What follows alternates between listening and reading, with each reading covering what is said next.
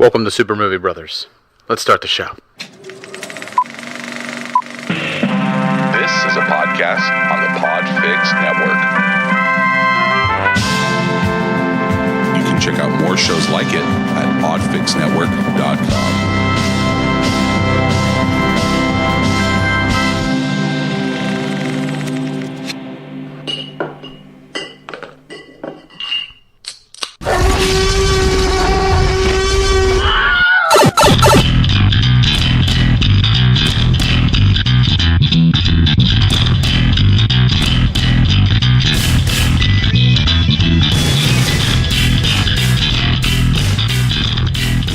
Welcome to Super Movie Brothers, episode 112. I'm your host, Super Movie Brother Dave. I'm your host, Super Movie Brother Jay. Me and Jay got a bit of a fun episode coming up for you. There was no news, so we're not going to do news. We're dropping news. There was really no news out there that I really gave a shit to talk about. Film festival's going off right now, so, skip the news. So what I decided to do was, with this summer slump at the end of summer, we always have that slump, I want to talk about what gets us excited for the rest of the year. What movies are going to be coming out that we're going to want to go out and see, talk about, discuss. So we are doing our top 5 fall films of 2018. But before we get into doing all that, Jay, what were you up to this week, man? Well, like I said last week, I entered my first college class in 14 years, and it was a bit of a doozy. She is kind of cool, but pretty stern and very nerdy and very obsessed with school. Who's she? Is this your professor? My professor. All right. Is she like the same age as you? Because that's fucking hilarious. No. She's no, not at all.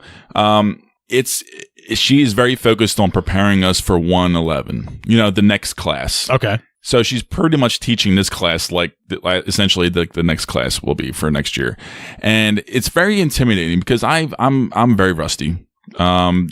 There's already the first 2 readings we have to do. You were rusty by the 9th grade. Yes. You were not a great student. I'm not a descriptive writer or talker or anything like that. I am very short and sweet and to the point. Well, at least public speaking, you should have that down. If you have to do any type of get up in front of the class. This podcast has certainly helped. Yeah. Put it that way. We used to do live shows in front of Yes, but that was nerve-wracking in the beginning. 30 to 40 people at a time, Yeah. You have about that in a college class. It's not that bad. I know. I'm definitely improving on that. And it's an interesting bag of people. You get the youngsters, you got 18-year-olds, and you get a couple 50-year-olds in there, and you got me, you got, another guy looks like me. You're not too far off from those 50-year-olds. Just like them, you are an ace. That is an adult continuing education. Mm-hmm. So all those kids, they couldn't give a fuck about what you actually have something riding on passing. They don't. No. Yeah, exactly. I understand. Like you can see just the demeanors in there. Although just like the 18-year-olds, if they fail out, they get to go home to mom and dad's basement, as do you. See? This is Community College Kids Unite. Yes. But no, I'm extremely proud of you for going back to school. I think it's a daunting thing. It's extremely daunting, and honestly, this might not last. No, finish. Finish. I'm just saying. Finish. It's. I know it hasn't been 1 week yet. Knuckle the fuck down, man the fuck up, and finish. As soon as I buckle down, I'm like, what the fuck am I doing? You finish what you start, Jay. So anyway, other than that, I've really just been chilling. Literally just chilling. We had a little work get together last week. Saw a couple old employees come together and hang out with us. Old Mr. Nell, she retired. She was a great housekeeper, lovely old lady. And, just some other employees.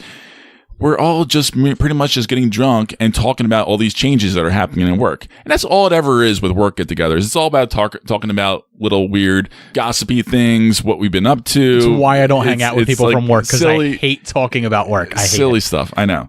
And it's just ridiculous. But other than that, I've just been hanging out at my sister's house, having pool parties. We've just been swimming and hanging out, chilling. We'll have a cool pool party, baby. That's a cool pool party. And I feel kind of like an old man because these last few days were perfect weather, and I could have been Mr. Single going out in the scene and just bouncing around. But again, I'm so tired of doing that solo. It's exhausting. But you're in the scene. You're in college. That's the scene for you. I know. I need to buddy up with some people. Those are the age of the girls that you like, man. College. and it's still short skirt weather. So Yeah. you can just walk around campus and pray. That's a plus. And pray for a heavy breeze while they're in their skirts. You disgust me. Oh, yes. So for me, man, as far as what I was doing this week, I went out and I got fitted for my suit for my friend's wedding. I went to a company which will remain unnamed, so I'm not gonna drop their name because I had a pretty negative experience. So I went there and he got out like 2 cuts of the suit, and of course it's gonna be tailored, it's gonna be altered and stuff like that to fit me better. And one was like extremely tight and one was huge, and they told me like There's no in between anymore. we don't carry the size in between for this particular style of suit. But we can't use the bigger one because the shoulders were so huge. I would have looked like 80s like fucking villain, like with like massive shoulders, and then like it tapers into like a smaller waist. And they couldn't order anything from a different store. And they wouldn't order anything because they wouldn't have had the alterations done in time. So they got the size, one size smaller. And as the lady's like fitting me, she's like, well, button the top button. And I buttoned it, and she goes, that looks tight. And she's like, are you sucking in? And I was like, no, I was making a conscious effort not to do that, because I wanted them to fit it properly. Right. And then she's like, oh, I can do the best I can, but you got to do your part, and starts like tapping on my stomach and stuff like that. And I was like, you talking about like losing weight? And she's like, yeah. And I was like, look, I'm good to lose like 10 pounds in the time that I have, and that's about that and stuff like that. And then like later on, like she got into like saying stuff about like, as she's like doing the marks and stuff like that, she's like, oh, well, we're going to need to do this altercation because of his love handles. We're going to have to do this altercation because of his stomach. We'll have to do this altercation. She's saying that? Yeah. Like right in front of me and stuff like that. And I'm like, I'm understanding that this is just part of the job and stuff like that. But like, I'm kind of like getting a little mad. So then it comes to try on the pants, and the pants fit perfectly. They fit perfectly.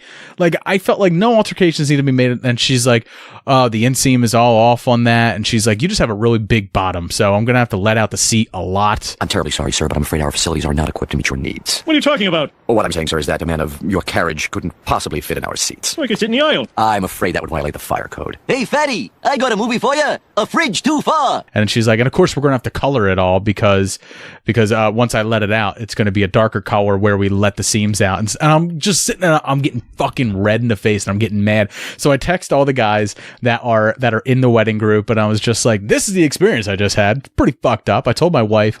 My wife was like, what? Did you complain? And I was like, the manager was right there. Now, to be fair, he was like buzzing around, like grabbing different things. So he wasn't there to hear like a lot of what she was saying to me, the tailor. And he wound up he's saying like, I didn't know any of that was going on. I'm sorry. He did a deal. He helped me out. He got me like some money off on the shirt that we had to have for the wedding. And I was happy with that. I mean, I wasn't really complaining, and I wasn't like, fire this wench now. Like, I wasn't like upset. Just informing him. Right. But my wife got upset, called them, complained, and I was like, don't do that. Oh boy. Don't do that. Yeah. So she dropped it, and I said like it was already taken care of. I'm not worried about anything. Groom, on the other hand, got wind of it. Oh.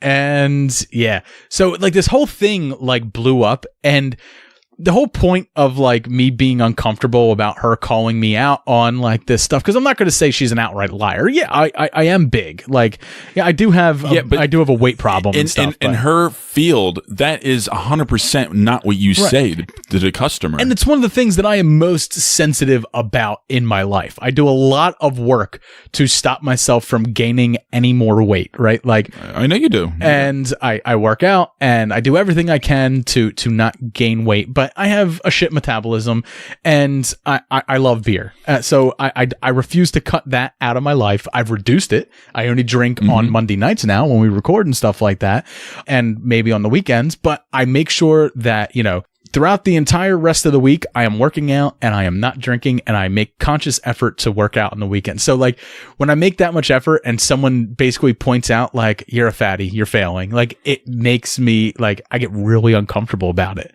and I get really sensitive about it. And I know that I'm overly sensitive about it.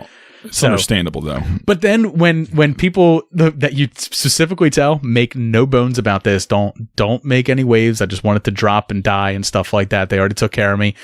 Go and do that. It's like resurfacing all my insecurities again. Right. With them like coming to bat for me. It's like, I didn't need you to. I did it for myself already. But whatever, I'm just like. Of course I'm no happy. Look at me, I'm a big fat slob. I've got bigger titties than you do. I've got more chins than a Chinese phone book. I've not seen my willy in 2 years, which is long enough to declare legally dead. Is it going to be awkward going back into the store to pick up the suit after this now? Oh, yeah. It's going to be super awkward because the manager already called me to apologize. And I was like, dude, don't stop. I was like, I just want everyone to let this fucking die. Yeah. Just let it die because I feel like shit every time someone brings it up. So, but I figured I'd share that for anybody out there who's struggling with this stuff right now. Honestly, there is a podcast that is running a fitness challenge for anybody. It doesn't matter what level of fitness you are. Go over and check out epicfilmguys.com and check out Epic Film Guys on Twitter at Epic Film Guys because they are running a fitness challenge right now. And, it might be something that you've been thinking about doing. It might be something you're already in the process of doing, but why not join the fitness challenge along with them? I did. It started on September 1st. So this is going to come out. Oh, you might be a week behind, but I'm confident that it doesn't matter. It doesn't matter how much weight you lose. It matters the effort that you put into it. Right. And you're going to be surrounded by great people and great guys, and it's going to be a supportive group and network. So what I decided to do was just double down my efforts right now until the wedding. That's great. And it's good timing, so that's fine. Exactly. Other than that, I did my fantasy draft for fantasy football. I'm in a league with Chris from More Gooder Than, and it's a lot of his friends and a lot of his family and stuff that's in it. But we had a great time doing the draft, and I'm not entirely confident with my team. I was drafting directly in the middle, so my team's a little wanting, and I took a few players that, while listed active, turns out they're going to be sitting out the first couple games. So Alshon Jeffrey, looking at you, buddy. Oh, boy. So, I'm just getting excited because Eagles season is starting up again. Thursday's the kickoff. Oh, I'm very excited. Well, by the time you guys listen to this, it would have been Thursday. Yes, and we would have won. Hopefully. But man, that's been my week. Other than that, I went to the theaters and I saw Searching. I'm gonna have a 5-minute review for that coming up. And you watched an indie film called MFA. We're gonna be getting into doing Indie Corner for that. Yes. All right. And I got into finishing up season 2 of The Handmaid's Tale. Very, very strong again, and different kind of, really stepped it up.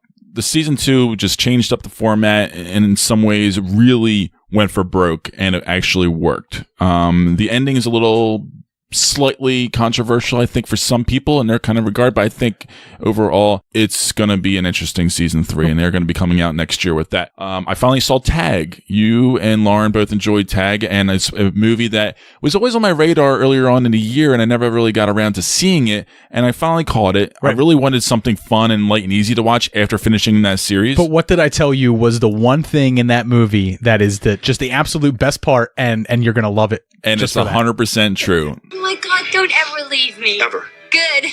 Because I'd find you. Isla Fisher.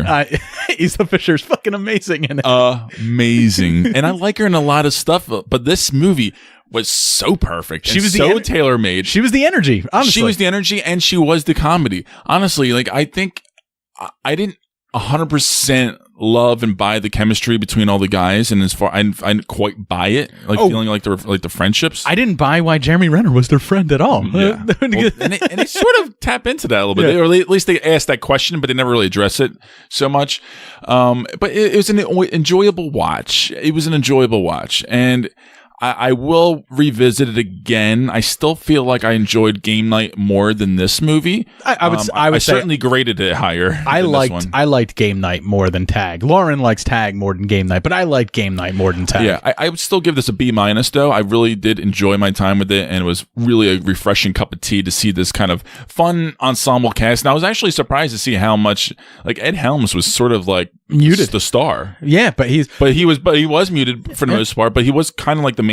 But he was driving the story along. He was the star in another film that came out this year, Father Figures, which just came out on HBO, which I watched when I woke up early on Saturday morning. I woke up at like 6 a.m. Lauren was asleep, so I was like, I just need something to put on because we have TV shows, Jay, and I'm not allowed to watch those TV shows when she's not around. That's part of life when you're married or with somebody. Right. You can't watch our TV shows when it's just you. So I watched Father Figures. It was fucking terrible. It was awful, but that's an Ed Helms helmed movie with Owen Wilson. With Owen Wilson. My dad said that. He was like, there's this movie called Father Figures. It was terrible. Have you seen that yet? It was terrible. And I'm like, no. Terry Bradshaw and Bing Rames are in it for like 5-10 minutes. That's probably how it came on his radar because of Terry Bradshaw. And they are the best parts of it. Other than that, the movie sucked.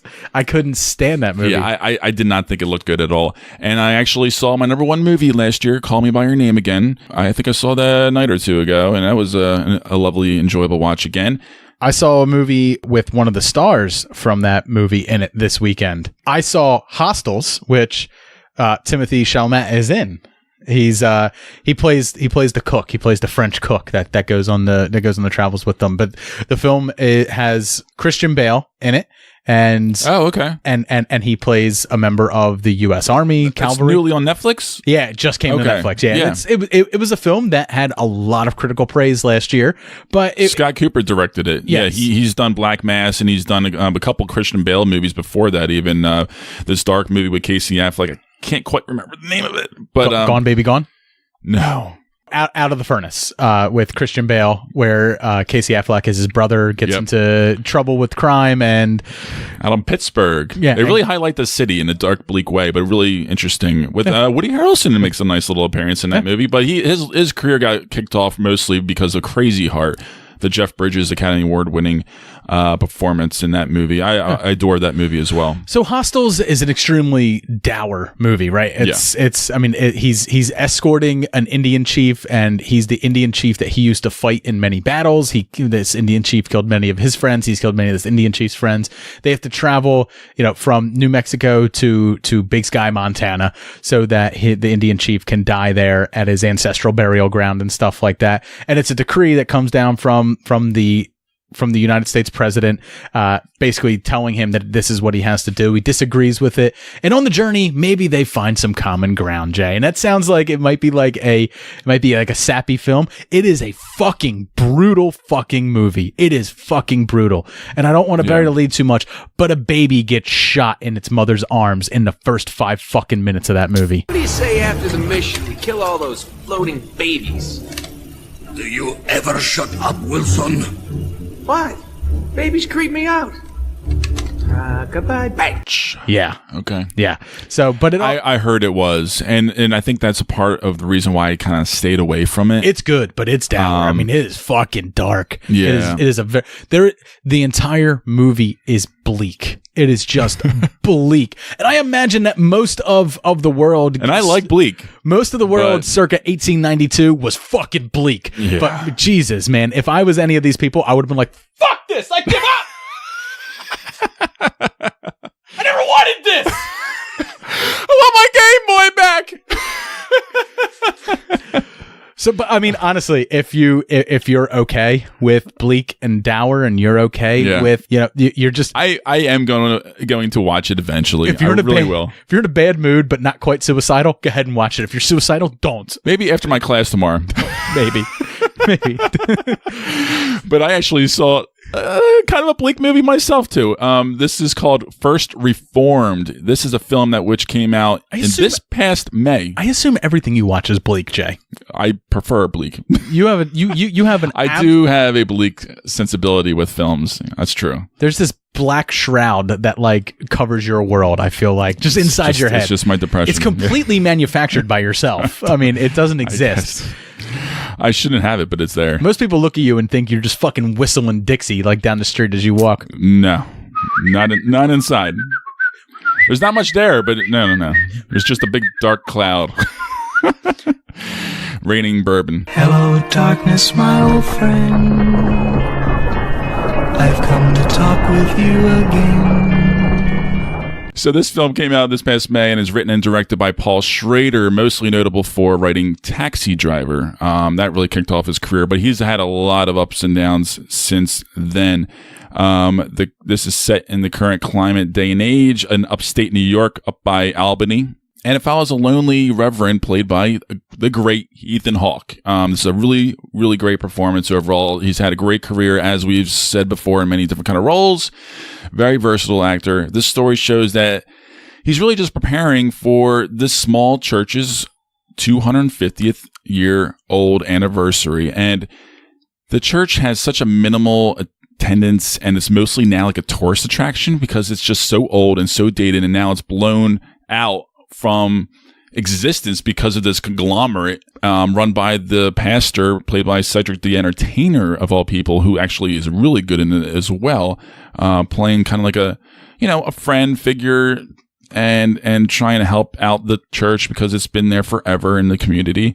But the Reverend is really just dealing with a lot of dour loss and depression, and you don't understand quite what's going on until things just start coming out. Boring.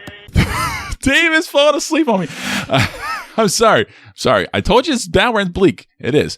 So that doesn't mean your explanation of it has to be. Shut up. I'm trying. Anyway, so he's dealing with the loss of his son from the war, and this current economic climate has something to do with this movie because he meets with a suicidal man. Just like me at this moment right now, waiting for this synopsis to end. Runs this rant about the climate and how he doesn't want to bring his pregnant wife's child into this world because it's such a bad place, and like 50 years from now it's going to be even worse, and this and that, and why would you bring a child into this kind of environment? The end is nigh. And, spoiler, he commits suicide. And this really takes him on a deep, reflective territory that I couldn't get behind because the character just starts unraveling ever since. And then this picture just has so much, Picture. You said picture. I did say. That is the biggest movie snob thing to say, this picture. It's got a lot of acclaim from the critics. And I normally am a bit of a fan of some... We can always certain film like this. We can always figure out what level of movie douche you are. If you call it a picture, then you're uber movie douche.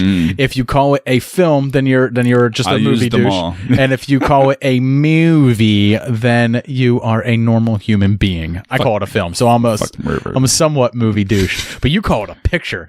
That is uber movie douche right there. I mix it up. Either way, I'm different variations of douche. It's all there, black and white, clear as crystal. You lose. Good day, sir. We'll get into that in Indie Corner.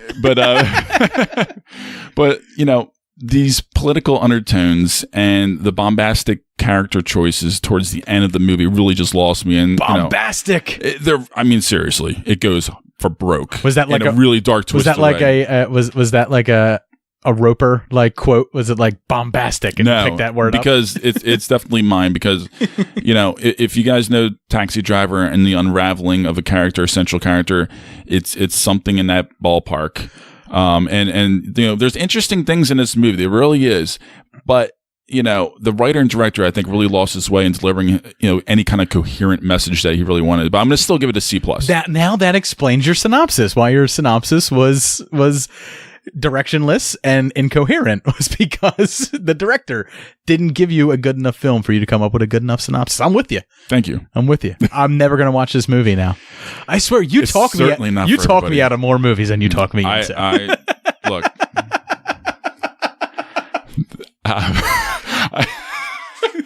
I don't know what to say about that. I mean, look, I'm just speaking my piece. I might even enjoy some of the movies that you talk about, but then there are movies that I do talk about that I feel like you should see. But I talk about it. I'm like, Dave. Your synopsis of "Call Me by Your Name" is the reason I never saw "Call Me by Your Name."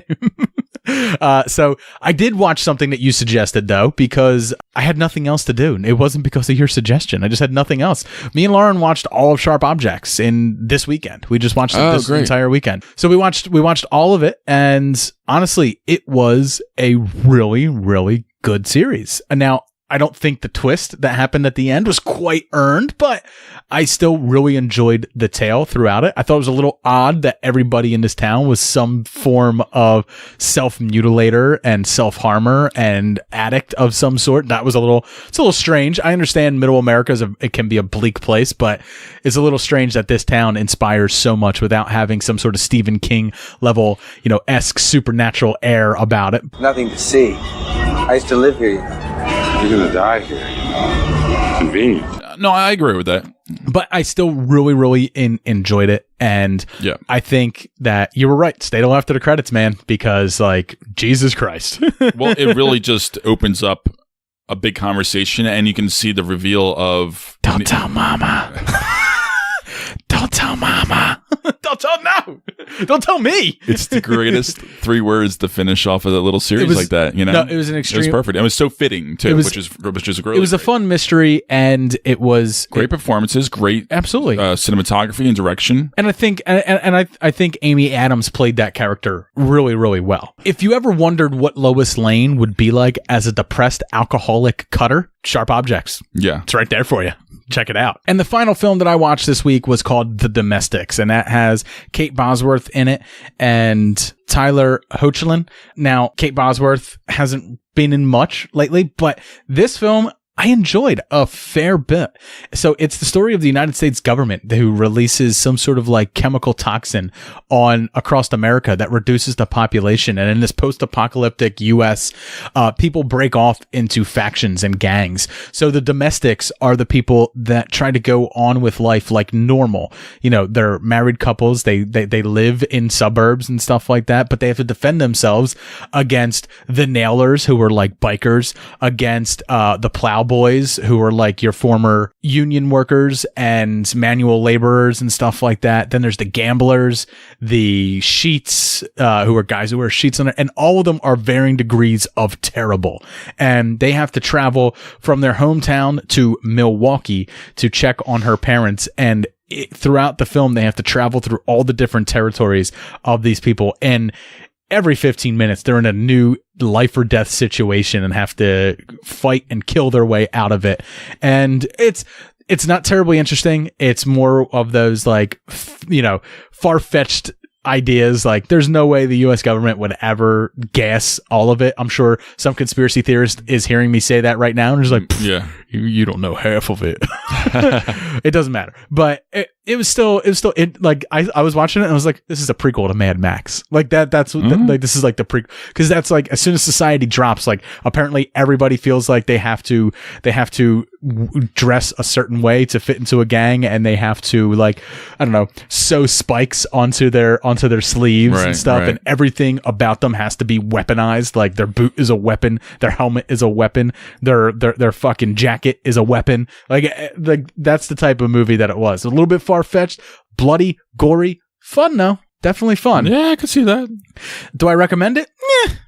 Wait till it comes on Netflix. Well, wait until you get nothing else. Some people will jump at it. Yeah, I mean, some people like that idea. I saw the trailer and I was like, it looks like bloody fun. Sure. And it's exactly what it was. It's in that vein of The Purge. It's just bloody fun, and it satiates my bloodlust just a little bit.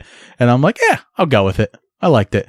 But I really watched it because I really like Tyler Hoechlin. 2 years ago, he was in Everybody Wants Some. He was the little boy in Road to Perdition. And currently, you can find him as Superman on Supergirl, which I found interesting that Kate Bosworth, who played Lois Lane, is now acting with another Superman. Yeah, that's interesting because he actually really was fantastic as that douchebag baseball player. Yeah. Tyler. Yeah, Tyler's a good actor. I mean, good for him. He's Superman now. He looks a little too GQ to be Superman, I think. But oh, he's sexy as shit. Yeah, I know. He just oozes sexuality. He makes you look like a fucking chud. He used to make me moist when I watched the show. I admit it, I would get moist when I watched the show. Only white man ever did that to me. He does. Goddamn bastard. All right, so coming up next, I got a 5-minute review for Searching.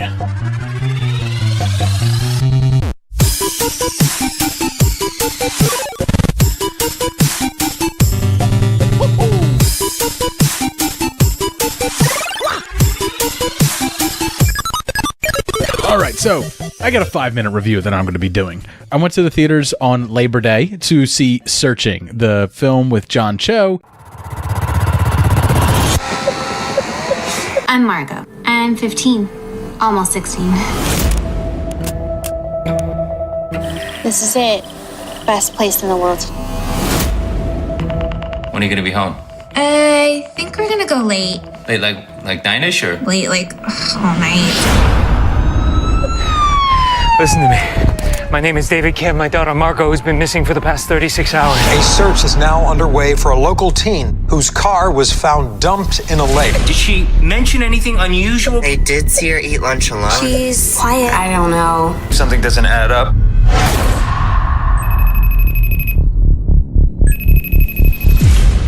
It's a film that is obviously interesting in its approach to how the film was made. Yes. So, but it's surprising that it even has this big of a release, to be honest, I'm surprised as well. So David Kim, who is played by John Cho, his daughter Margot has gone missing, and Detective Vic, who is played by Deborah Messing, is going to help him find her. Through the use of his daughter's laptop and her social media accounts, David helps investigators solve the mystery of missing Margot. So while it appears to be a gimmick on paper, being, shot entirely on personal screens like cell phones and laptops and stuff, it turns out to be a really intriguing mystery and kind of like a touching family drama with like a dash of suspense thriller thrown in. It's not the first film to use this technique, though. I mean, Unfriended came out several years ago, and now Unfriended Dark Web came out this year. But this is certainly the best of that crop of this type of filmmaking that has come out.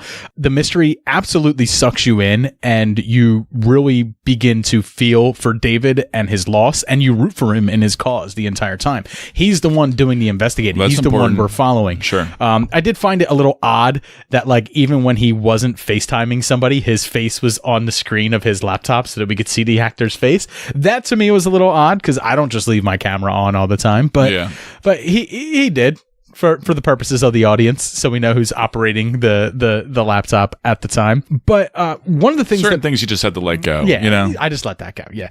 But one of the things that I really found intriguing about this film was that it kind of makes you ponder you and your child's online presence. Nothing you do online can ever be kept a secret.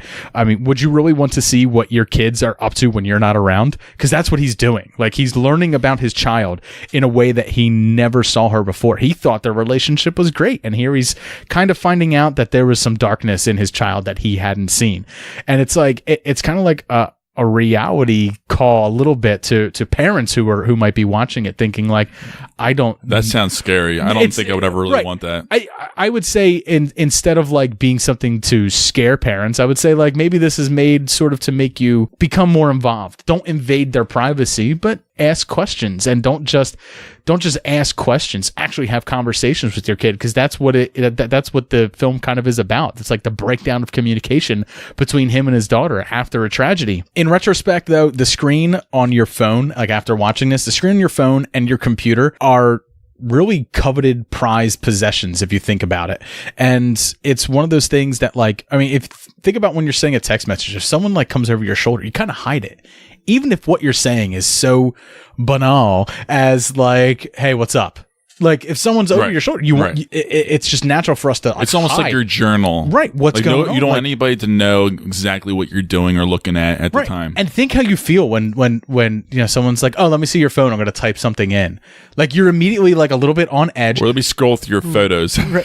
And that there's really nothing on there because you're a fucking adult. That's but you immediately become personal. You're you're watching them the whole time. And it's not even the expense of the product. It's the fact that they have total view into your voyeurism into your life. And that's kind of what this movie was. It was voyeurism into his daughter's life a little bit for the right reason. It's not, but he's the type of parent who never snooped or anything. He just had full and unbelievable trust in her. So but that's what I was getting, the screen, our screen, phones and computers.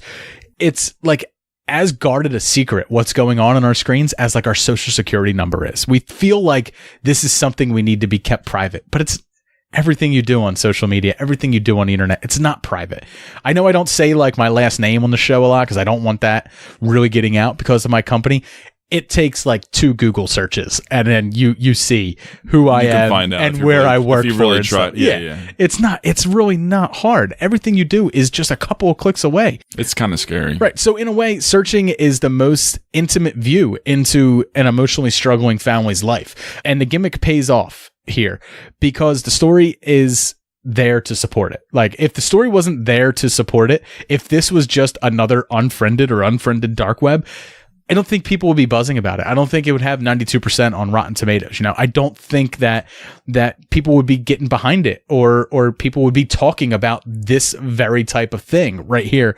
Like, the fact that the story is there to support it really helps films like this get made. I originally didn't really want to see this because I wasn't interested in looking at computer screens on a movie theater screen for almost 2 hours, but oh, really? It's that long? It's about an hour 45. So yeah, it is about that. It is about that long. It is a long time though. And honestly, the conclusion of the film is it's one of happenstance and convenience. So the mystery doesn't feel totally earned, right? Like the solution and stuff like that. However, I still really enjoyed the twist and enjoyed the way the ride. It was. Right. I enjoyed the way that it was found out, right? Because the film felt like it was over and then it starts up again. And like the searching begins over again and the mystery becomes solved by David and stuff like that. How that all happens, what the mystery is. Honestly, you're going to have to go see it to find out. I'll tell you, I'm intrigued. You're better at reviewing movies than I am. So, I mean, no matter what, I feel like you will walk away feeling satisfied and possibly a little bit teary-eyed if you are overly sensitive. So if other films in this genre employ similar techniques of filmmaking, I can only hope that they draft scripts that are equally as intriguing, emotionally rewarding, and somewhat thought-provoking like this was. So I'm giving it a B+, man. Cool, very cool. I'm intrigued. I'll probably catch it on Netflix or something like that at some point. It definitely is one of those ones that will get a fast track to Netflix or to Amazon, or you would definitely be able to find it streaming somewhere soon to come. All right, so coming up next, me and Jay are going to get into Jay's Indie Corner. He's going to be pouring himself a bourbon neat. He's got himself a very special bourbon he's going to do a little bit of talking about when we get into there. So stay tuned for Indie Corner. Evolve its douchey glory.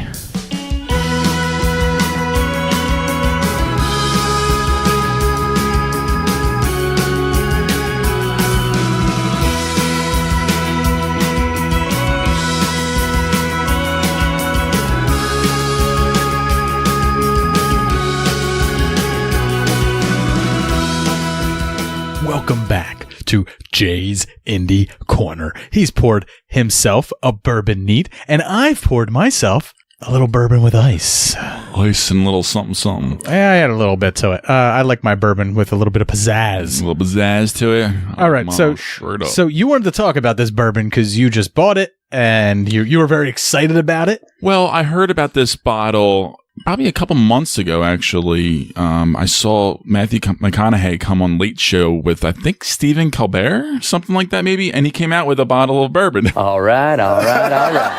I'm like, oh, I gotta watch this. And apparently he collaborated with a master distiller and created this branch or a small batch bourbon from Wild Turkey called Longbranch. And it is an interesting kind of flavor. A lot of different kind of refined oak and Texas Mesquite charcoals that kind of really bring out a different kind of unique little flavor to it. Definitely almost like a maple syrupy flavor in there.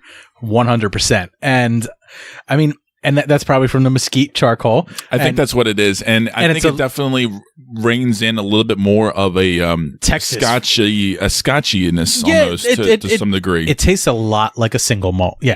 Which is what Scotch is, a single malt. But I mean, I think not bad. For it's a not guy my from cup Texas, of tea, though. For a guy from Texas, like I feel like that's a dream. This is a guy from Texas's bourbon. And a dream for him to collaborate with Wild Turkey to create his own bourbon, essentially. Yep. And good for Matthew. And you got his autograph. His signature is on the bottle. Look at that. I kind of want to keep that bottle now. All right. Maybe not. George Clooney has a great tequila out there, too, called Casamigos. But Ryan Reynolds is actually out now, too, with a gin. Aviation gin. He's got his own gin now. Yeah, and Celebrities have been doing that for a long time, just collaborating and getting into Red Stag, Kid Rock, Ciroc is P. Diddy. Like, there's a lot of artists that have making bank just from liquor. Because I am more of a Scotch fan than I am a bourbon fan, this is actually right up my alley, and I really enjoy it.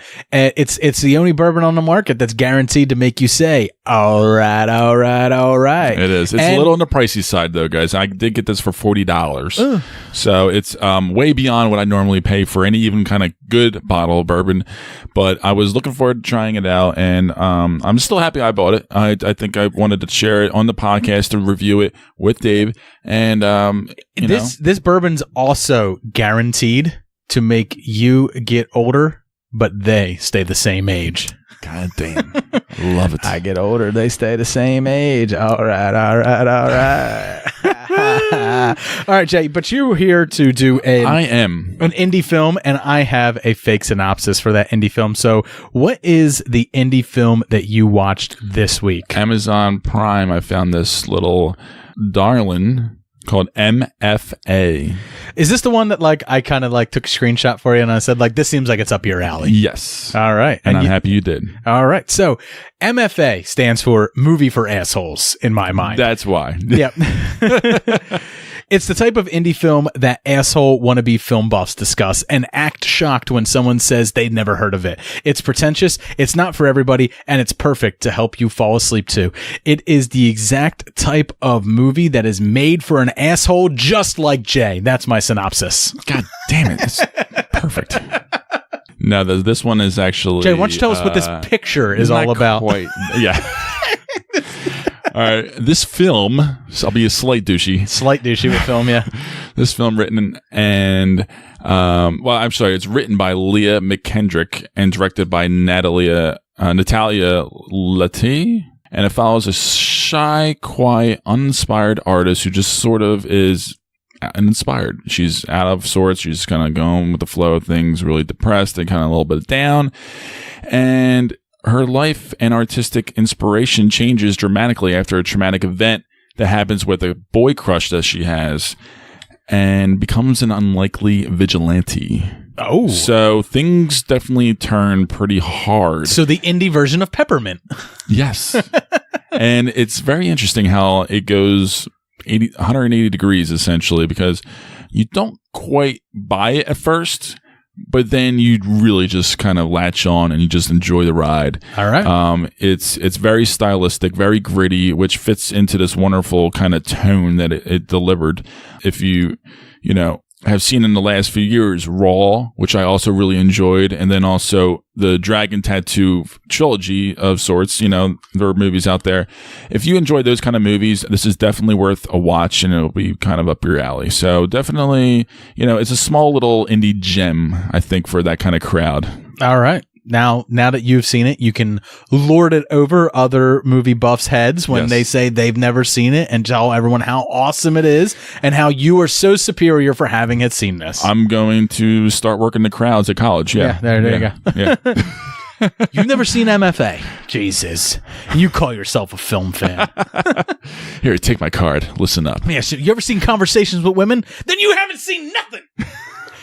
And you know nothing. You know nothing. Did you ever see the one where the guy bangs his sister and then wipes her period blood in her face? What was that movie called, Jay? That was one of your indie Dreamers. films. The Dreamers. This is one of your indie films, my friend. The Dream. Yeah. Yeah. It's my It was Jay's sexy time. It's my waking nightmare. It's my mother's nightmare too. It should be the fact, we shouldn't have this many dark stains on our show, but there are so many dark stains on our show. I recently had someone I stand by my dark stains. I recently had someone who they have a brother who's a film buff. He's a friend, and he wanted a film podcast to listen to, a podcast that was about movies and stuff like that. So this fan of ours suggested it to his brother. His brother began listening to it while at work. To us while at work. Would you care to guess what his job was, Jay? Oh boy. He was a minister. Hallelujah. Hallelujah. No. And he listens to Oh God, us no. I think I have an idea who it is. And he listens to... And he loves it? No. No, because he listens to it at work. It was playing on speakers in his office, in his church. And we are like, fuck this, fuck that, cornhole, ball sack, like pussy fart, balls, shit stain, whatever else we say. And it was all in a church. Wow, we are crossing lines that I never thought we would ever cross. I put explicit on every episode. I mark it explicit. Yeah, but that's just like goes with the territory. That's like, that's nothing. I feel like I have to write like not safe for work on our logo, like Super Movie Brothers. You're one stop shop for not safe for work film critiques. So what did he say after that? Was he like, I was just so embarrassed? No, it was it was our fan who and I'm not sharing names, obviously. Yeah. It was our fan who shared that story with me about his brother who was the minister. So the minister never reached out to us directly. Okay. So I guess we're safe with God. I don't know. And it's not quite our fault, right? I am. We didn't force him to put it on. Look, if God pointed his finger at me, I'd be like, I am what you made me. Okay. I am part of your grand plan because you're omnipotent. God damn it. I went to Catholic school. Doesn't that buy me 12 years of being a shit? Yeah, that's 3 Hail Marys. That's all. Oh man, so coming up next, me and Jay are going to be getting into reviewing this week's beers and talking about this week's drunk scene.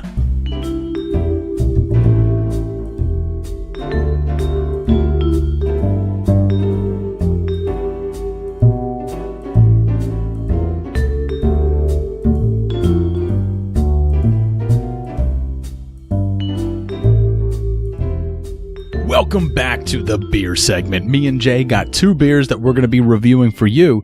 But before we do that, as always, we have to drop a line to our sponsor, Blowfish. Blowfish is the only FDA-approved hangover cure. That's right.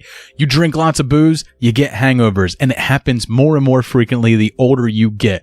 So the people over at Blowfish invented this miracle cure.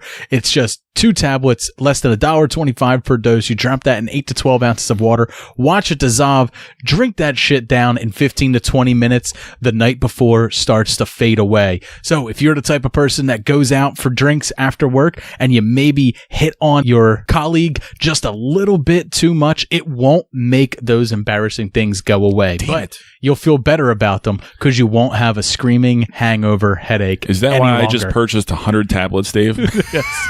100 more. So, to start curing your hangovers now, head over to www.forhangovers.com. That's FOR hangovers.com and use the promo code SMBFISH to get yourself 15% off. All right, Jay, we have to do our drunk scene before we get into reviewing these 2 delicious beers that we are drinking. Hey, weren't you the actor in that Broadway show? Hey, yeah, it is you. Do that scene where everyone gets AIDS. I don't act anymore. I gave that up. Oh, come on, man, just a scene. I said get away from me! I'm completely lost. I've hit rock bottom. Easy, whoa, you gotta calm down there, Chuck. I hurt people. I'm a dick. Well, being a dick ain't so bad. See, there's 3 kinds of people. Dicks, pussies, and assholes. Pussies think everyone can get along, and dicks just want to fuck all the time without thinking it through. But then you got your assholes, Chuck. And all the assholes want is to shit all over everything. So pussies may get mad at dicks once in a while because pussies get fucked by dicks. But dicks also fuck assholes, Chuck. And if they didn't fuck the assholes, you know what you'd get? You'd get your dick and your pussy all covered in shit. I have to say, Dave, this might honestly be my favorite drunk scene that we've ever done on the show. It is so hilarious and so accurate. From the comedic minds of Matt Stone and Trey Parker. That is from Team America World Police. And I never saw the movie before. When you are drunk in a bar and you are depressed, that's the exact type of advice I'm looking for. Oh, yeah. Just the drunk, creepy, bearded stranger who comes up and says, well, you just gotta listen. Because it all makes more sense that way. It does. It does. I absolutely. And then, of course, the next scene is him just vomiting in the alley, just projectile vomit for like a good minute on screen. This will be the greatest episode just to end the drunk scene category on our show with a bang. Nah, we got a few more left in us. I don't think we're going to end it just yet. But, Jay. Yes. I think you just stumbled on movie homework, though. Oh. We should watch Team America World Police, and because that movie, it's underrated and it's really funny, man. I do hear that. I hear that a lot. It's a cult movie where I think a lot of people just sort of, fell in love with it and stick with it, and some people just never really come across it. And I've always been aware of it. I just never really had any strong desire to go out and see it. But this scene alone is now making me reconsider. If you're even like a cursory fan of South Park or basketball or anything from Matt Stone and Trey Parker, you'll probably enjoy Team America World Police. Enjoy it. Yeah, exactly. And the theme song for it is great. America, fuck yeah! All right, Jay, we got 2 beers that we're going to have to review for everybody. So these are both Flying Monkey Craft Brewery beers, and they come all the way out of Ontario, Canada, my friend. They're not even, these aren't even American beers. No, they're not. These are Canadian beers. So let us know what your beers are about. Well, I have myself a Flying Monkeys Craft Brewery's Wonder Star. It is a botanical lager.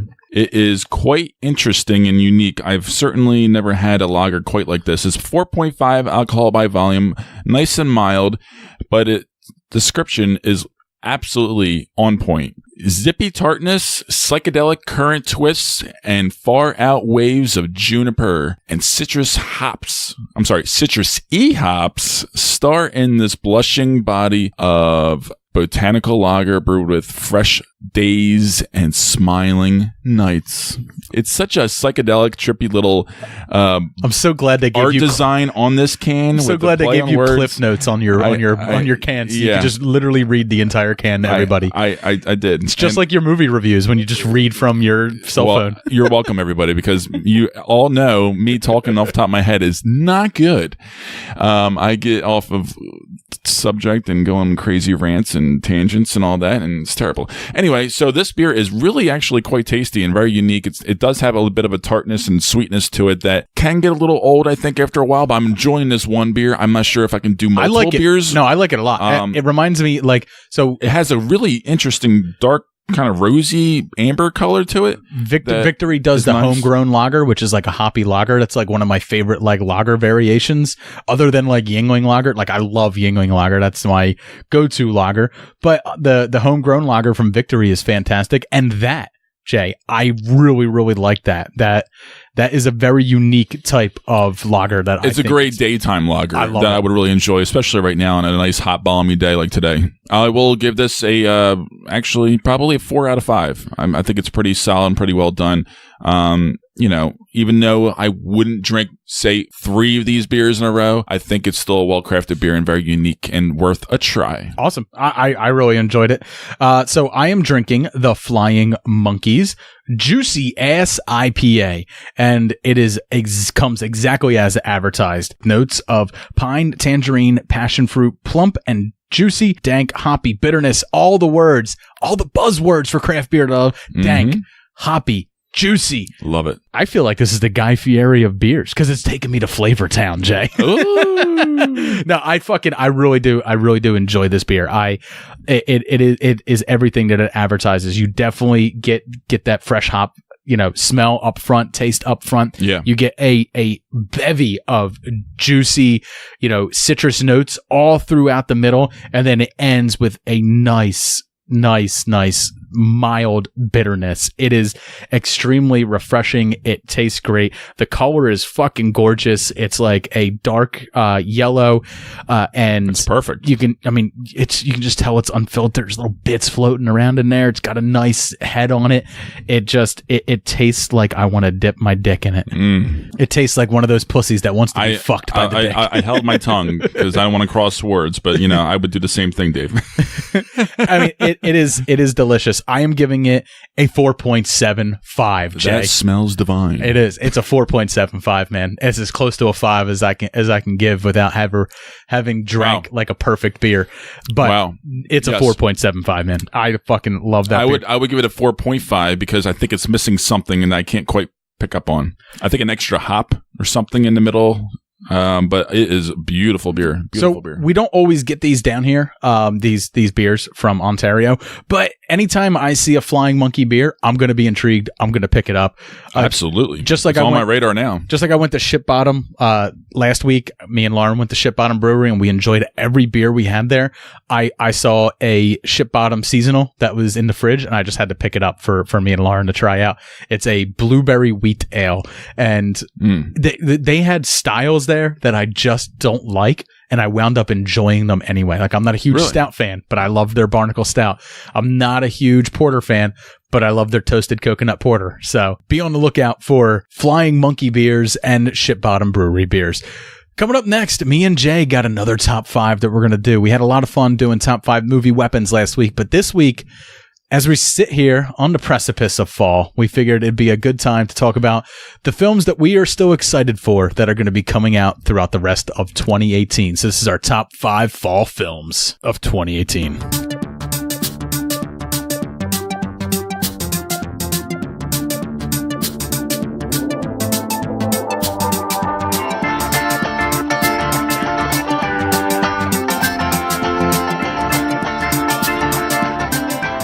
Now it's time for me and Jay to get into this week's top 5. Before we get started on our top 5, we did a top 5 last week, which was our top 5 movie weapons. And I did put a tweet out after the episode was released. I wanted people to share with us their favorite movie weapon. I said weapon because I didn't want a list of like fives and stuff like that. Too many out there. But I did get quite a few responses from people. So I wanted to go through some of that and give some people some shout outs.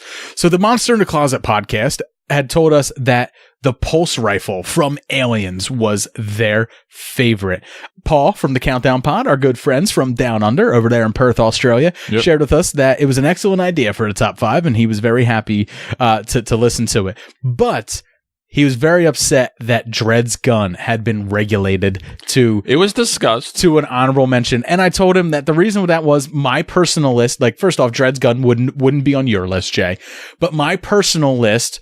I wanted to keep guns off of it because all guns are really the same, right? It's a handle trigger, boom. Well, I mean, let's be honest. Dred's gun is pretty fucking sick. Dred's gun is really cool, and so is the pulse rifle from Alien.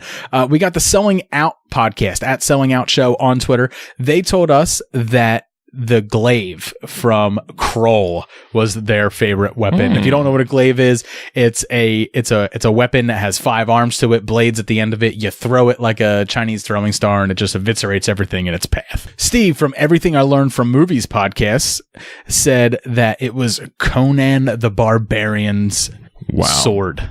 Yeah. Wow. He also was tempted to put Hattori Hanzo Steel in there, which is definitely on your list, Jay. Justin from So I Married a Movie Geek, he just sent me a GIF that said this one, and it was the scene in Raiders of the Lost Ark where the guy is spinning the sword and Indiana Jones pulls out the gun and shoots him. Yeah. So I had to ask, which weapon are you referring to? The whip, the sword, or the Smith & Wesson revolver? Which one?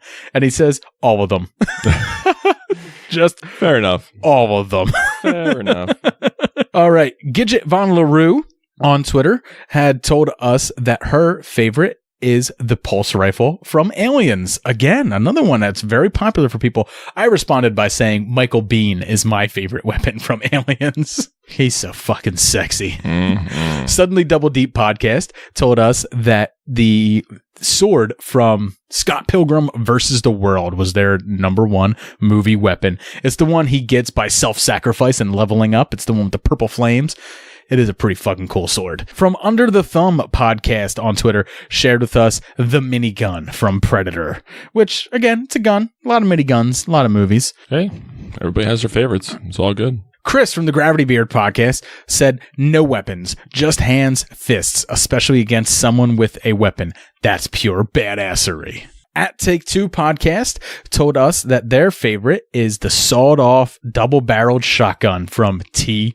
2. The Filmmakers Podcast said that their favorite was the cattle bolt gun from No Country for Old Men. Man, people were liking your list a whole lot more than mine this time around, Jay. Damn right. Peter Devilbiss had told us that it's Thor's hammer. I asked whether it was Monier or Stormbreaker. He said Monier over Stormbreaker. Okay. Always. I Want You to Watch This said that it was Go-Go's Ball and Chain from Kill Bill. So another vote There for you me. go, for you. But nobody likes the Proton Pack, and that hurts my feelings, Jay. Because I feel like the Proton Pack is one of the ultimate movie weapons that is out there. And then, of course, the final one, Jay, is our good friend Duty from the Shaken Not Nerd podcast. Always the one to outdo everybody. He made sure that he gave me his list of 5. So his number 5 is the M41A Pulse Rifle. That is the pulse rifle that is from Aliens. Number 4 is the Zorg ZF1, which is the giant ass gun that is from The Fifth Element. His next one is Monier, which is Thor's hammer, and he says he would only wield it if he is worthy. Number 2 is a bowcaster. That is the weapon that is carried by many Wookiees, but most famously our favorite Wookiee from a galaxy far, far away, Chewbacca. And his number 1 is the DL-44, which is the gun that is carried by none other than Han Solo. He has a few honorable mentions. The Green Lantern ring, which is a great weapon, but it was a crappy movie, so it doesn't make the list. And the original EE-3 blaster carried by Boba Fett in the Star Wars films. And then finally, the Good Samaritan, the handgun from Hellboy. So I want to thank everybody who joined us on Twitter and shared in with their list of their favorite weapons from movies. It's a lot of fun. It's a fun topic. The reason I really like weapons from movies is just the production design that goes into them, right? Because you got to create something from nothing using just basic rules about like the weapon. You want to make a gun? That's cool, but you have to make like a practical gun and flush out how it works in that world. And that's what I love about movie weapons, is they are perfect representation of the type of world that you are dealing with in the film that you're watching. But Jay, we got another top 5 that we got to get through. We are going to be doing our top 5 most anticipated films to come in fall of 2018. This is pretty much going to take us up to the end of the year because most films end on December 21st, which is the last day of fall, beginning of winter. So let's start off with you, Jay. What is your number 5 film that you are most excited for in fall of 2018? The Old Man and the Gun. I feel like I had to throw this on my list.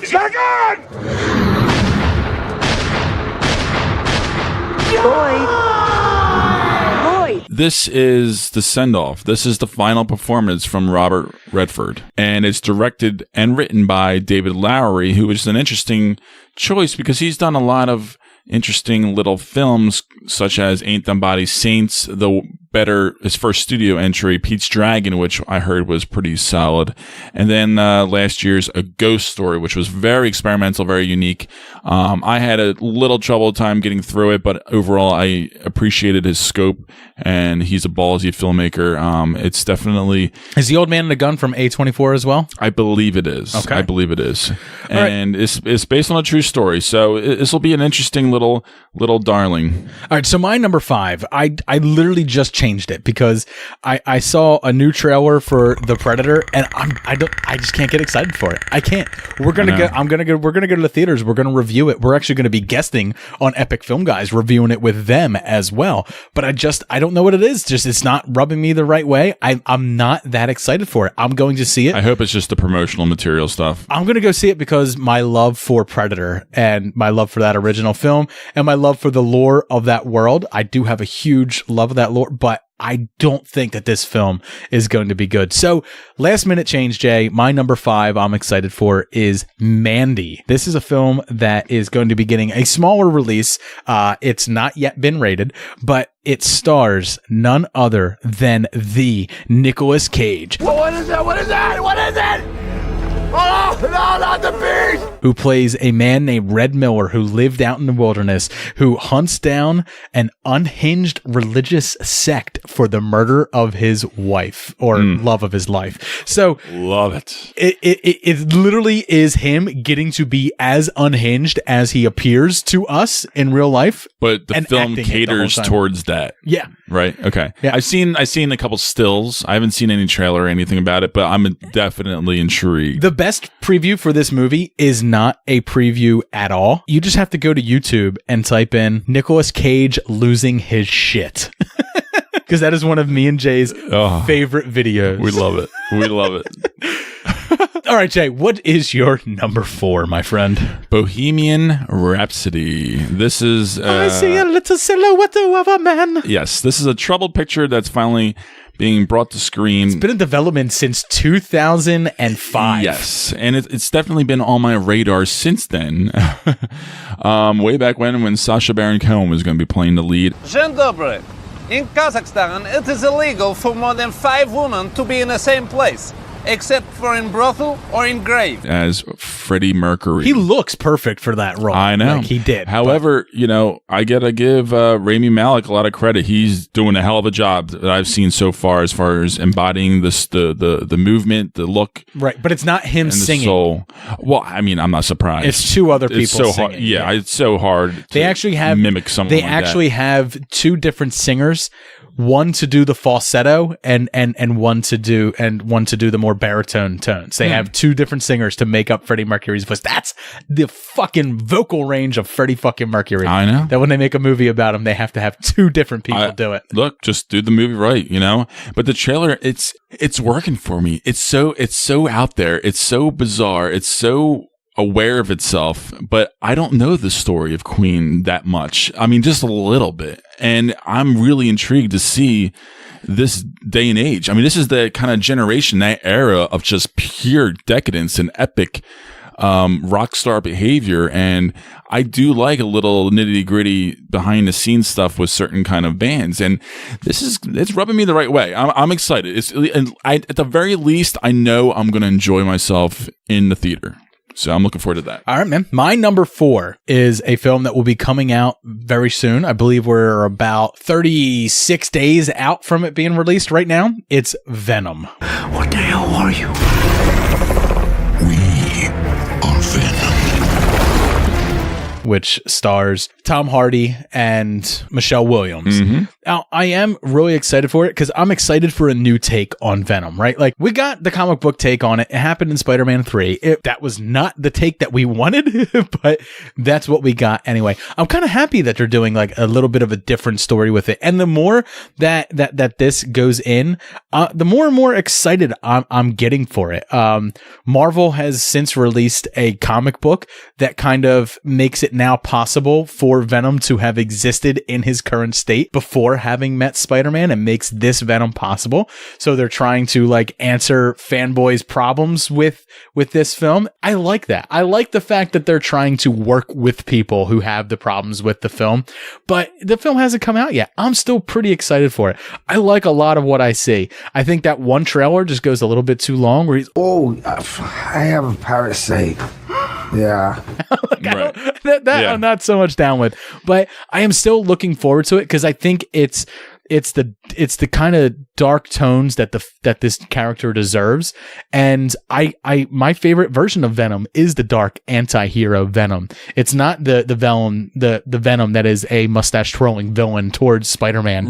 Right. So I like getting these different layers of the character. My only knock on it right now that I'm seeing is it's not rated R. And it 100% should be rated R for blood and gore, for wanton destruction. But they've tapered that stuff back, and it's going to be more of suggested violence than outright violence. I just hope it still plays well in the theater, where like it's not too harshly edited, where Jay, like you're going to get people like really disappointed during certain sequences. Let's remember. this is America. We can show people being dismembered in a PG-13 movie, but we can't show more than one pair of tits or the tiniest wisp of a woman's pubic hair, or a man's for that matter. Yeah, that's automatic rated R. Yeah, as long as you don't have full frontal nudity, you're allowed one fuck, numerous shits, and probably what equates to the blood of 3 innocent children on screen for PG-13.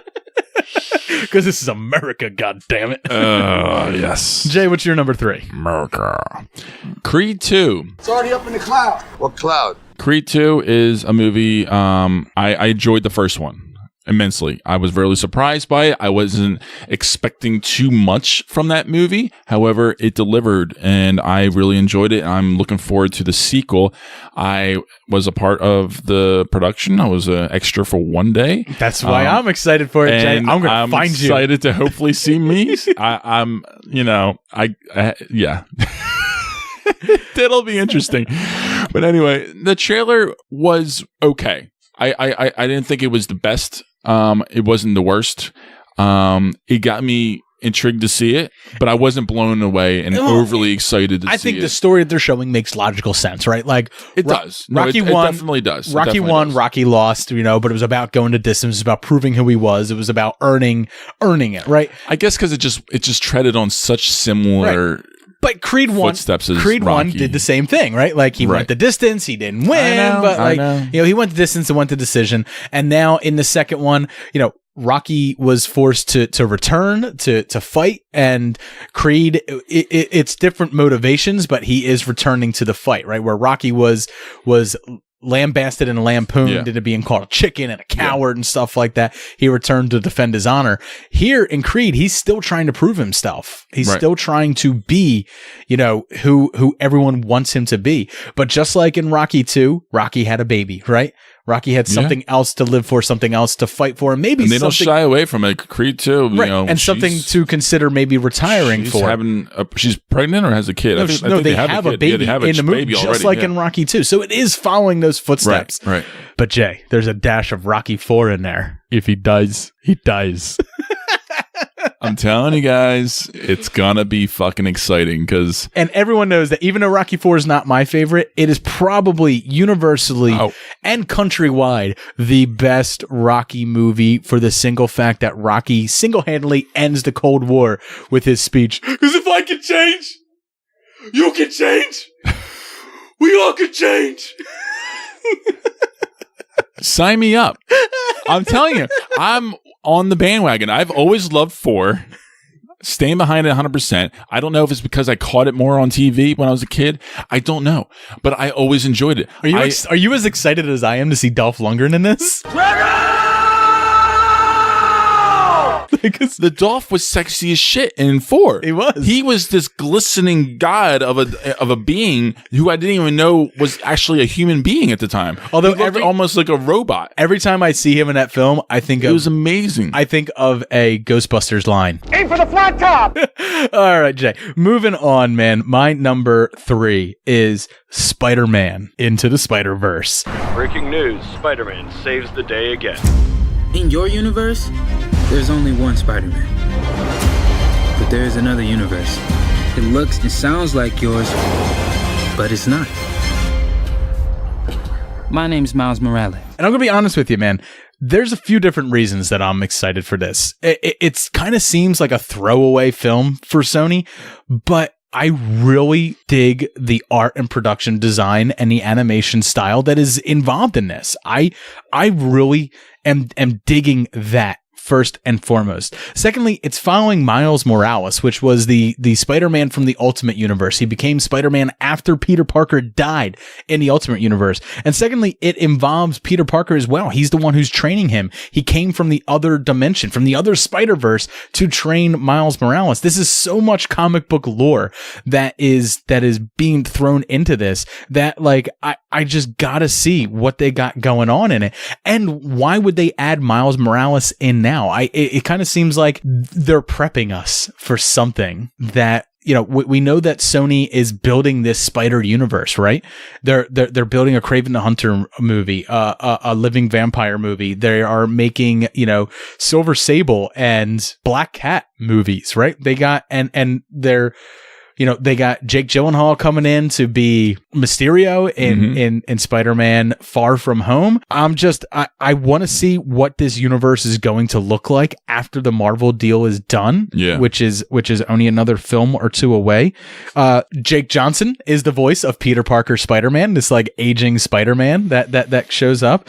And there is, Jake, a list of voice actors that are in this that are Academy Award winners and just downright interesting people. First off, Haley Steinfeld is Gwen Stacy. Nicolas Cage is playing Spider-Man from the Noir universe. Wow. Mahershala Ali is playing Aaron Davis. Wow. Yeah. Liev Schreiber is the Kingpin. Lily Tomlin is playing Aunt May. Jeez. Oh my. Yeah, right?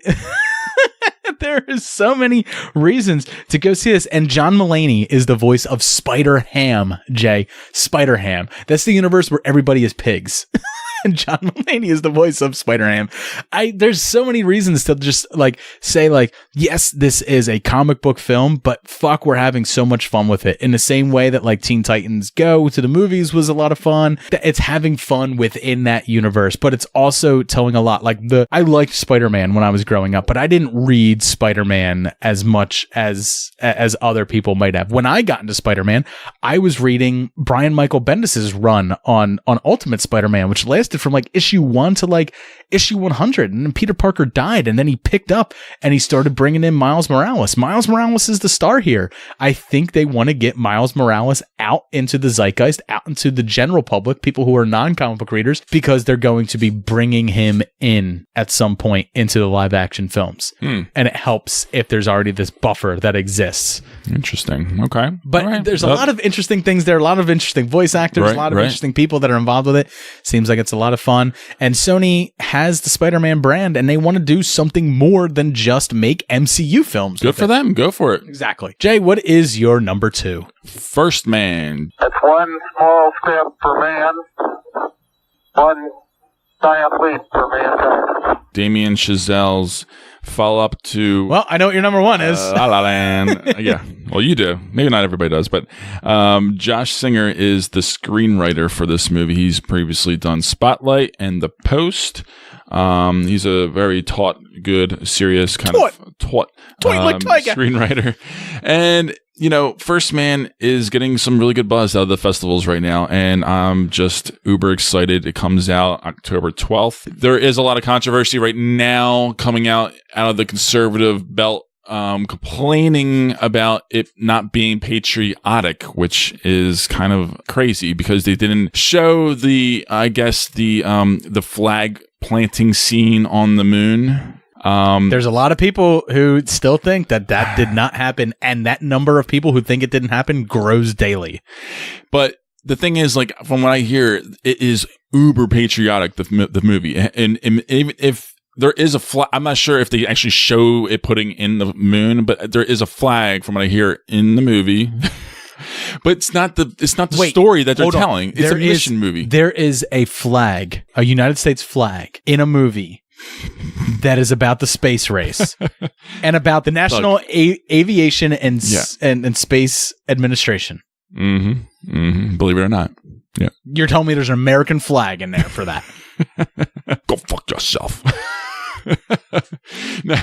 So I just don't get it. Like, because, Gosling and some of the people were saying that, like, they thought that they wanted to take it on the path of, like, this is a human accomplishment, not just an American one. And I get the argument that this was a really big American accomplishment, and it really is. However, we used Nazis to build our rockets.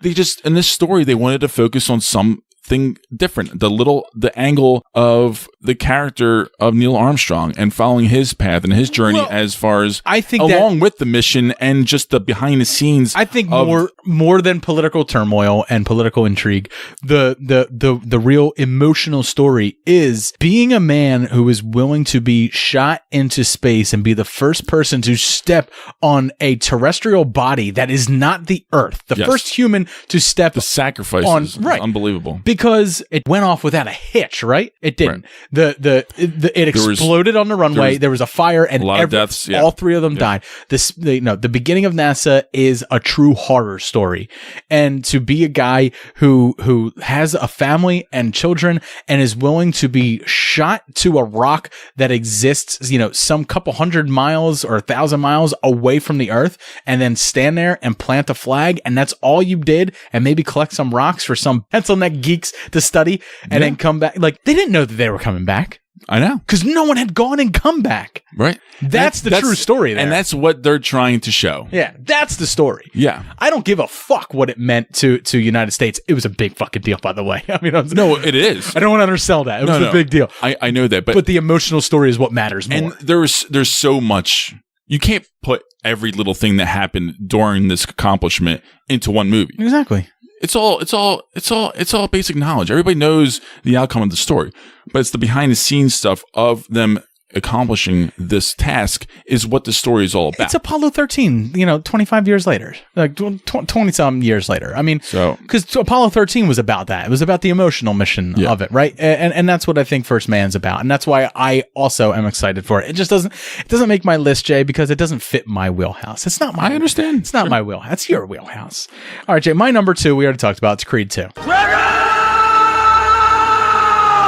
I'm not going to belabor on the point. I like Michael B. Jordan. I like the Rocky series. I'm excited for this. I like movies that end in a fight scene. Like, I just like movies that end with two guys punching each other. Is that so wrong? Am I wrong? And that's for it. That? The winner, and like that's the great thing too. They don't even sugarcoat the endings. I mean, like as far as like the celebration, it's like 2 minutes tops. Yeah, exactly. Like they're the overjoy, the excitement, blah blah blah. A couple of interactions with some people, some music, and that's it. Boom, credits.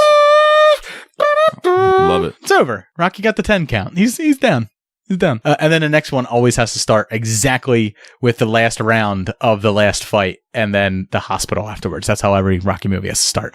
So that's exactly where Creed 2 will start too. Jay, before we get into our number ones, honorable mentions, my friend, what you got? I have Venom, as you mentioned before. It's certainly still on my list. Boy Erased. This is a gay conversion drama that is directed by Joel Edgerton, which will be interesting. It has a hell of a cast with A-list stars and a beautiful boy. This has also Timothée Chalamet and Steve Carell and Suspiria. Luca Guadagnino, he's the one that did Call Me By Your Name, and he is coming out with this kind of dance horror movie, like in the vein where like I hear it's so fucked up, kind of like Mother was.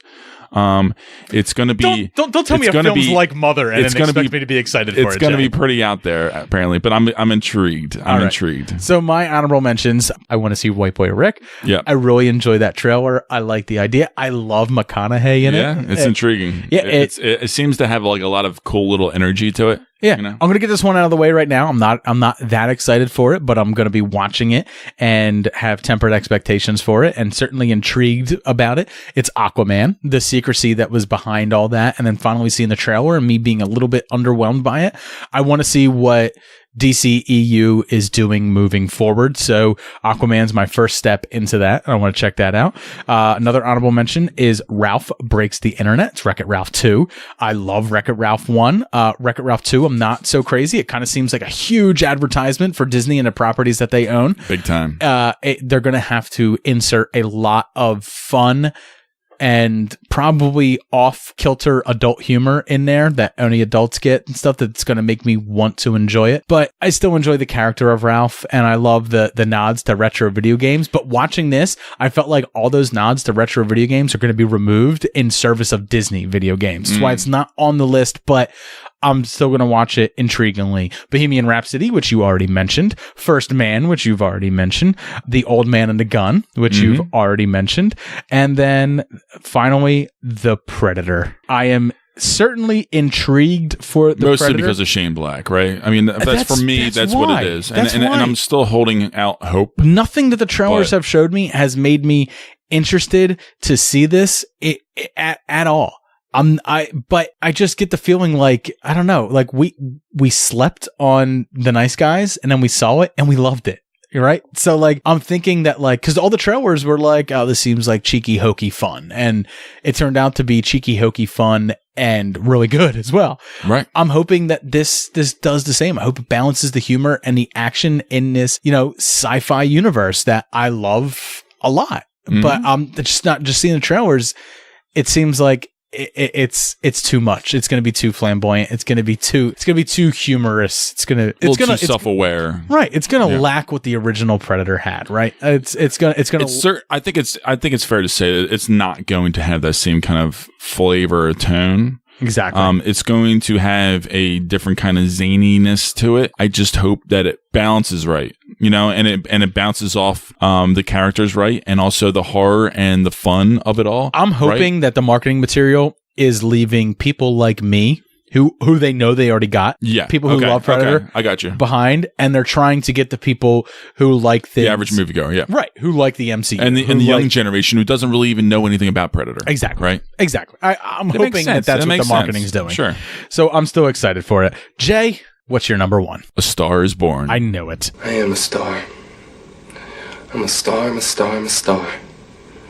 I am a big, bright, shining star. So my wife actually pointed something out to me. This is like the 3rd, 4th, 5th, 6th time A Star is Born has been like remade. Technically, yes. Yeah. That makes me less. All the times you've talked about it, I was not excited for it. Her saying that made me less excited for it. Yeah, but I can get over that because they were all mostly. I think one variation long time ago was pretty was lauded. However, all the other ones were just really cheeky and shitty from what I here. But this was written by Will Fetters, Bradley Cooper, and Eric Roth. Bradley Cooper directed this. This is his feature debut. And it follows a musician. He plays the musician, and he is played by alcoholism and a downward spiral in his career and his life, and he helps this young singer and actress find fame, played by Lady Gaga. I saw this trailer for the first time today. It played before searching. This is the first time I watched it. You've told me to watch the trailer a few times. You told me I'd be intrigued. I love it. It's my favorite trailer of the year. Didn't like it. Oh, fuck you. Didn't get me interested. And then it hooks me, man. Currently, my wife is watching American Horror Story. She left off on season 3 years ago and has decided we have nothing else to watch right now before more series start coming out.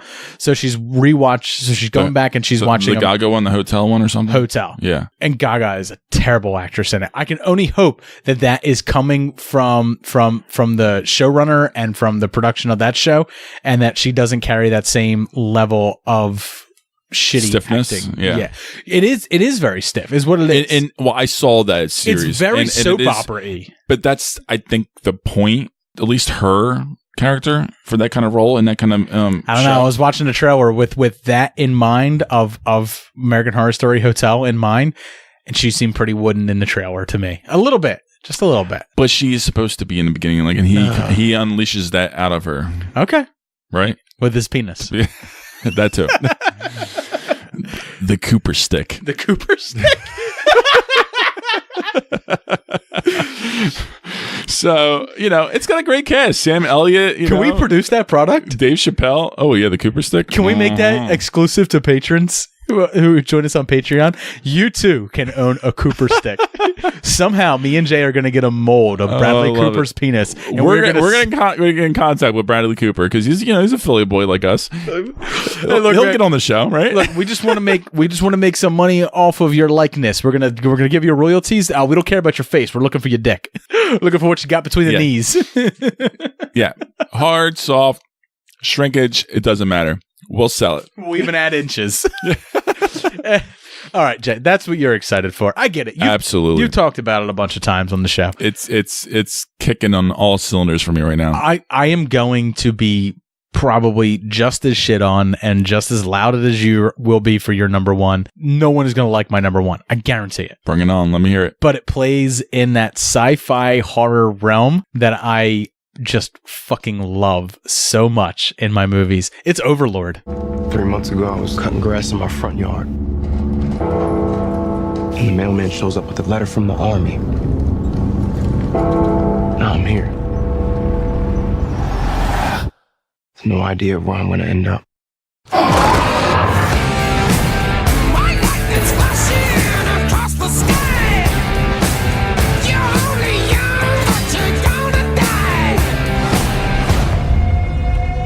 What is this? A 1,000-year army. These 1,000-year soldiers. I really am excited for Overlord. I can't tell you. I can't put a finger on it, right? Like I can't tell you exactly why I'm really excited for it. It's just everything about it just seems like the type of shit that I enjoyed, right? Like it seems like it invokes a little bit of like The Thing. It's a fun trailer. It's got a little bit of like of zombie aspect to it. It's got some people in it that I really enjoy. I like Wyatt Russell in a lot of the things I see. I like Pilo Asbæk as Euron Greyjoy in Game of Thrones. I like World War II era. I like zombies. I like horror. I like sci-fi. It mixes so many things that I like together. And it's being produced by J.J. Abrams, who's another filmmaker that I enjoy. So there's a lot of reasons to like what's going on here. And most of all, it's bloody. It's gory. It's rated R. It definitely is. And it looks like a lot of fun, like a fun action. It does. You know, it does. B-list kind of action where it's just going to be dark and gritty. But I'm really excited for this, especially because this is really Wyatt Russell's first leading role in a major motion picture. He's been in other things, but this is the first time he's really taking the lead in it, in a film that's getting like a worldwide release. So that also has me excited because I really like that guy. And I like Julius Avery, who's the director, man. He directed Son of Gun, which we talked about before. That's now also streaming on Netflix. Definitely check that out because I watched that and I really enjoyed it. It's one of the few indie films that Jay has given to me that I really, really enjoyed. So I'm excited for it, man. I know a lot of people out there, it's not on their radar yet. It has a little bit of a later release into the year, coming out November 9th compared to some of these other films, which are going to be coming out in September and October. It seems to check all the boxes for what I look for in the type of film where I shut my brain off and just watch people get fucking disemboweled. I'm a sick son of a bitch, Jay. And have a little bit of history lore mixed involved with zombies and whatever creatures and fucking whatever is going on. I love it. Yeah. Absolutely. So reach out to us on Twitter. Let us know what you are excited for coming in 2018. So you can reach out to us at SuperMoviePod on Twitter. Jay, where can everyone find you and the beers that we're reviewing? Well, you can find me on Facebook at Super Movie Bros Podcast and also on Instagram, Super Movie Bros Beer. Check us out. Let us know what you're drinking. You can check out what we're drinking throughout the week and also just some fun little content that I throw up there every once in a while. Absolutely. And make sure you're checking out our friends over at www.podfixnetwork.com. Make sure you're checking out Shaken Not Nerd, our good friend Duty. He's a part of the network. And make sure that you head over to epicfilmguys.com and you check out everything they got going on over there for the fitness challenge. Like you mentioned. And also, if you suffer from hangovers, like most people over 30 do these days, you're not in college anymore, everybody. Such as Super Movie Brother Jay. Yeah. Make sure that you head over to forhangovers.com, forhangovers.com. Type in the code SMBFish. Get yourself 15% off of your Blowfish order. Give it a shot. I promise you will not turn back after you try it out. So I want to thank everybody for listening tonight. Have a great night. Cheers. Cheers.